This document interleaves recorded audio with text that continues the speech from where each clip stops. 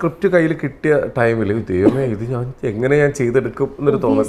കനകം തന്നെയാണ് അതിന്റെ big example. കനകം തന്നെയാണ്. പിന്നെ കാരണം നമ്മൾ ഒന്ന് ആലോചിച്ച് നോക്കി, ഇത്രയും എപ്പിസോഡ്സ് ചെയ്ത് ഭയങ്കര വെൽ വേഴ്സ്ഡ് ആയിട്ടുള്ള ആൾക്കാരുടെ മുന്നിൽ നമുക്ക് പോയിട്ട് ഇതുപോലെ ലൈവ് സിങ്, നമുക്ക് അത് സിങ് സൗണ്ട് ആണ് കറക്റ്റായിട്ട് നമ്മൾ ചെയ്താൽ മാത്രമേ അതിൽ വരുള്ളൂ.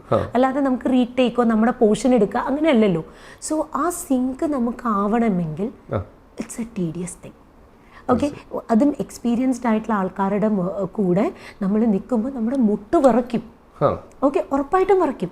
പിന്നെ ആ ഡയലോഗ്സ് നമ്മൾ ഓർത്ത് കറക്റ്റ് ഇന്ന ആൾ കഴിഞ്ഞ് ഇന്ന ഗ്യാപ്പിലേ നമ്മൾ പറയാൻ പാടുള്ളൂ എന്നുള്ള ഒരു ഫാക്റ്റ് നമുക്ക് ആദ്യകാലത്തൊക്കെ ഇത്തിരി ഭയങ്കര ബുദ്ധിമുട്ട് തന്നെയാണ്.